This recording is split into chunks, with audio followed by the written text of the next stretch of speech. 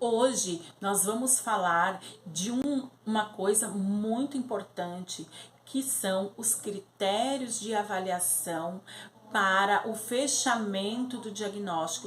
Quais são os critérios, né, para esse fechamento do diagnóstico do TEA? Em primeiro lugar, nós temos o critério A. E o critério A refere-se à inabilidade na comunicação social. Nós precisamos ver isso. Se essa criança tem essa inabilidade na comunicação e interação social, nos mais variados contextos. Ela não pode ser autista somente dentro da casa dela. Se ela tem autismo, ela vai ter essas características dentro de casa, na escola, junto com a sociedade, nas festas, nos passeios. Então a criança vai ser autista em todos os contextos, né? Então, no critério A, nós temos o critério A1, que é o déficit na reciprocidade socioemocional. Depois o A2, o déficit nos comportamentos não verbais de comunicação usuais para interação social.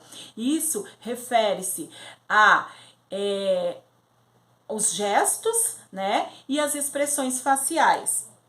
E também o critério A3, que é o déficit nos processamentos de desenvolver e manter os relacionamentos.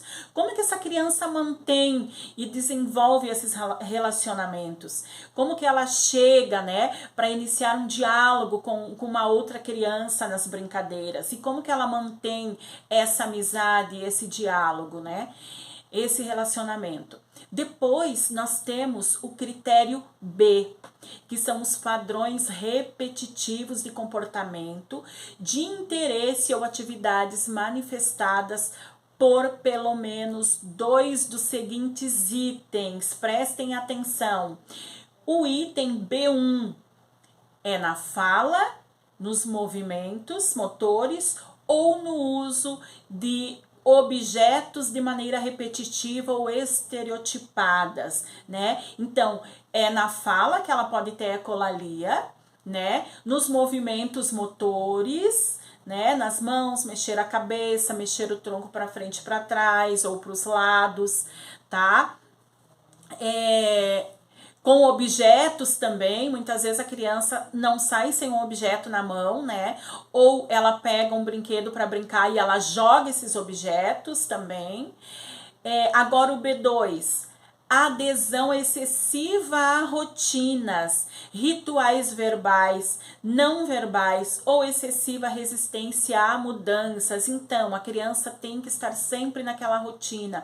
Se ela sai da rotina, ela já pode entrar em crise. Então, isso é também um critério. O critério B3, interesses fixos e altamente restritos que são anormais em intensidade e foco.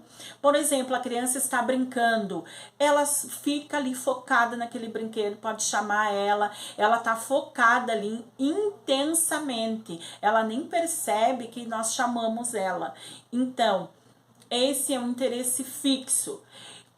O item B4, hiper ou hiporreatividade, a percepção sensorial de estímulos do ambiente ou um interesse anormal ou excessivo para estímulos sensoperceptivos, tá? Critério C.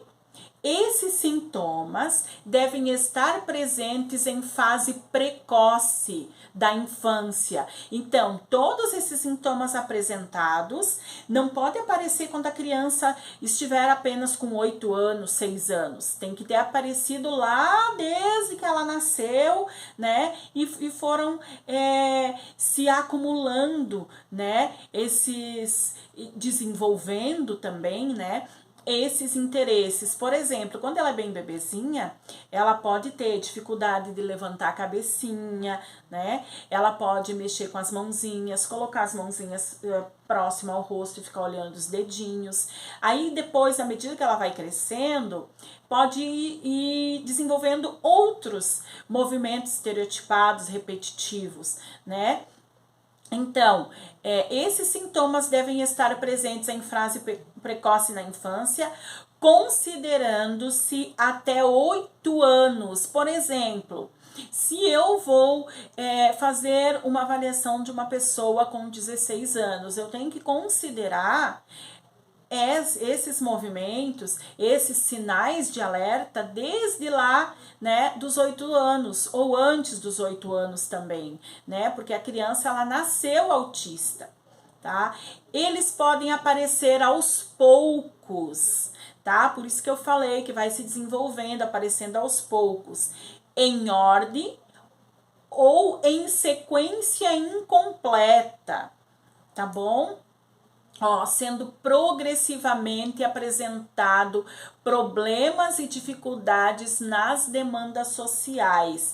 Então, a criança vai apresentando esses sintomas e à medida que ela vai crescendo, né, que ela vai para a escola, começa a interagir, daí ela começa a apresentar esse não interesse pela interação social, né? Critérios de sintomas em conjunto limitam ou impossibilitam o funcionamento no cotidiano. Então, esse conjunto de características, ele prejudica, traz prejuízos para essa pessoa no cotidiano. Ela pode ter prejuízos na escola, né? Se é uma criança, se é um adulto, prejuízos no trabalho, nas interações sociais, nos relacionamentos, tanto criança como adulto. Então, esses critérios auxiliam os profissionais da saúde e educação a entender melhor os sintomas do autismo para iniciar uma avaliação. Então, para iniciar uma avaliação, nós precisamos, né, e para fechar esse diagnóstico, estar atentos a esse conjunto de características que essa pessoa está apresentando e em diversos contextos, não é apenas em um contexto, tá bom? Então, fiquem atentas, estudem bastante e fiquem atentas aos sinais, aos sintomas de cada um, porque é espectro, cada um é diferente que o outro. Beijos, até a próxima aula.